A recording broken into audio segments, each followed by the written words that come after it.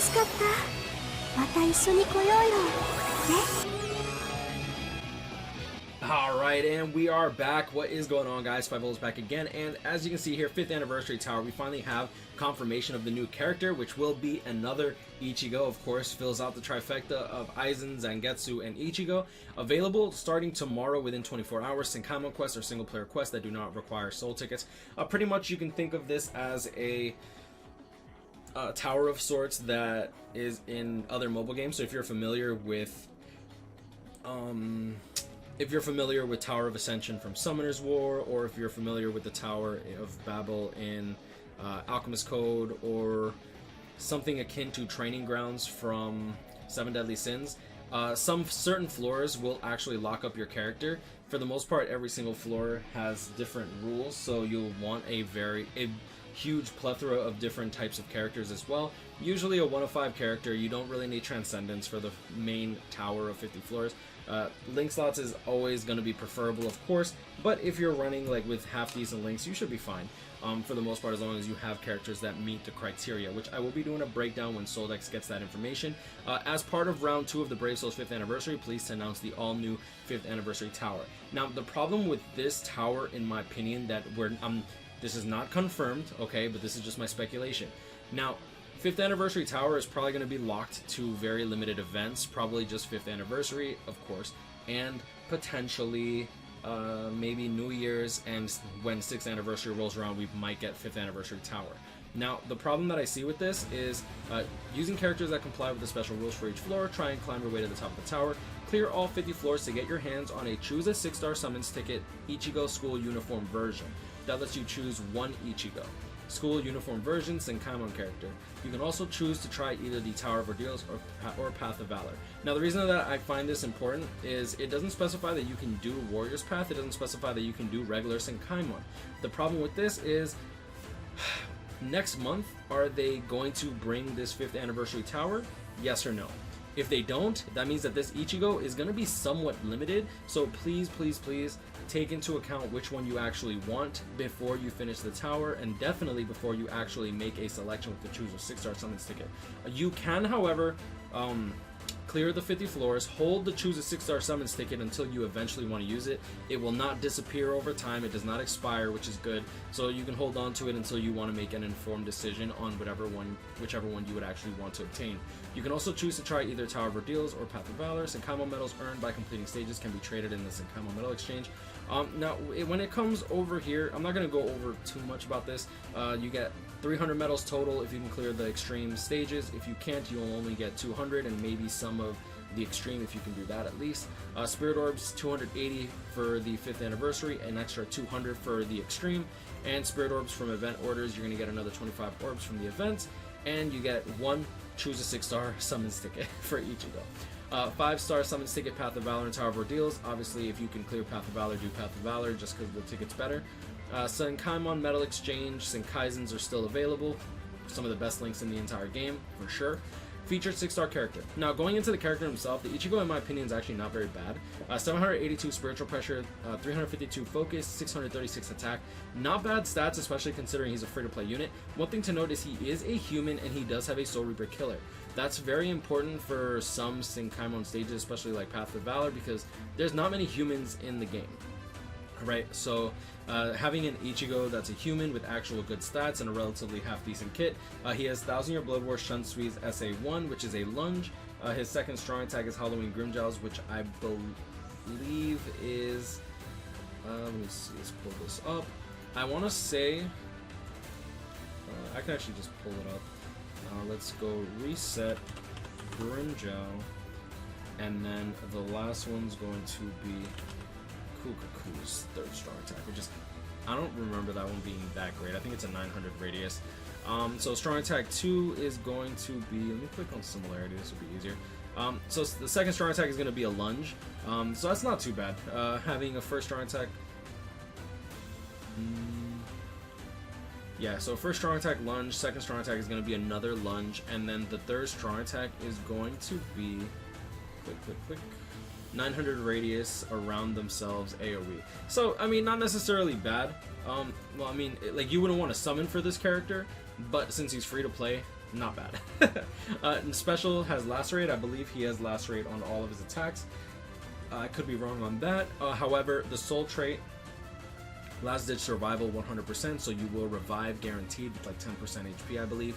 And strong attack recharge minus 12%, which is really, really good because that means that you don't have to like concentrate too much on not taking damage if you want to just go in all in and just deal a lot of damage. Or if you want to run low stamina damage boost, you can actually run that safely. Just go in, deal some damage, die, and then come back and then just deal some more damage with strong attack, recharge minus 12%. His skills are Frenzy, Berserker plus 40% when you take into account the team party, Mind attribute, Human, strong attack damage plus 20%. Unfortunately, I actually looked into the list, and I'm not gonna lie to you guys, the list of Mind Human characters oh, oops. The list of Mind Human characters is very, very limited. You'll see here that the only characters that are even remotely worth using are going to be Tsukishima, and that's about it. Yep. And maybe Genjo. If Genjo gets Frenzy, I think he might actually be pretty good. I'm not going to lie. Raruka, she got kind of shafted in terms of... I feel like they should have given her Flurry. And when it comes to Yukio, he's a normal attack damage base unit, right? 720 attack, 732 spiritual pressure, but his focus is 323. So like, I don't know. I wouldn't really run him for sad, but of course Tsukishima is definitely going to be the best of the bunch. Unfortunately, like I said, I don't know how I feel about this, because like you're probably, I'm assuming that you get to choose an attribute of your choice. They specifically chose Mind to show off. I would not be surprised if this team party will change throughout the list, but what is cool is if you take out the fact the Mind stipulation, there are actually a good amount of human strong attack damage based units. You have Orihime, you have let's do SP. Let's do it by that. So you have Orihimes, you have the Rarukas, you have Uryus, right? So like overall, there are actually a good amount of SP based units for humans. It's just a matter of like which one you actually want to boost and who's actually worth using. I do see this Ichigo being somewhat meta in terms of helping Uryus clear significantly quicker when it comes to epic raids. For those that don't know, Uryu Max Transcendence is a cheat code. Like you literally just charge your third strong attack and you one shot. But yeah, that's pretty much all I really want to say about this. He does probably have Lacerate on all of his attacks, probably. Frenzy, Berserker 20% with an extra 20%. It's pretty good. Devastation 40%, kind of a standard character from like 2019. Doesn't mean it's bad. I don't think he's OP, but I don't think that he's bad. Crystals needed to power him up. You literally just buy one of each one from the shops, just the same as Senkai Zangetsu. Aizen Fusion, of course, you're going to want to pull.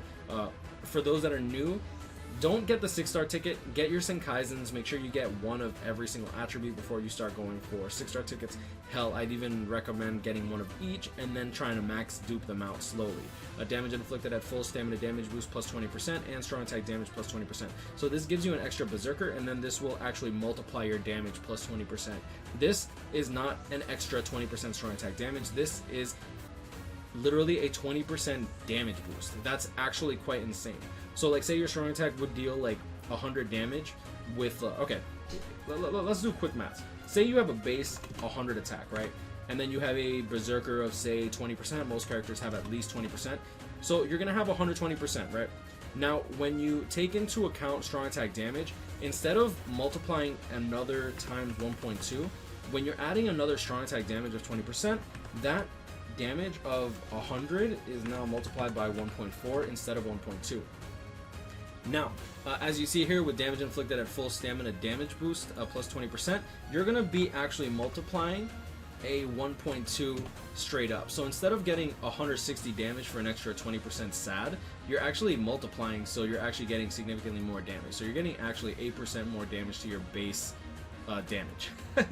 Sorry for the math lesson, but like, say you have a base damage of 100% and you only have a 20% Berserker from this skill, for example, right? You're going to multiply by 1.2, and then you're going to multiply it again because of the damage inflicted at full stamina. That's why a lot of people actually run 3 Senkaizens, even if they're not necessarily giving the boost to the link slots. Like say a character's 10/10, a lot of people will run 3 Senkaizens even if 2 are off color, simply because this damage inflicted at full stamina stacks very, very well. He also is an Espada killer, which is actually pretty useful. I'm not sure if it's useful for Path of Valor. I know it's useful for Tower of Ordeals, but I mean, I could be wrong. But yeah, so that's that. Like I said, be very mindful about which one you pick. If there's one of every attribute, make sure to pick one that you are comfortable with knowing that you could potentially only get one of them. We don't know if this tower is coming back next month. We don't know if this tower is coming back in 6 months. I'm just letting you know that this is specifically called 5th Anniversary Tower. It's not called the new tower or whatever. So we'll see how that goes. Anyways, I'm going to leave it at that. You know, guys, Brian will catch up, pick me up, stay blessed. I don't think this video needs to be longer than it is. And yeah, y'all have a good one. Let me know what y'all think about this Ichigo. I think it's pretty cool. I think it's actually really awesome that we're getting a human Ichigo for once. I actually don't think that we have a human Ichigo besides this one, which, if you think about it, is kind of nuts, because he wasn't always, where is it, affiliation, human, because if you think about it, like, he hasn't always been a Soul Reaper, right? Like, so having the first human Ichigo, I think it's pretty cool. But yeah, stay blessed, y'all. I'll see y'all in the next one. Peace.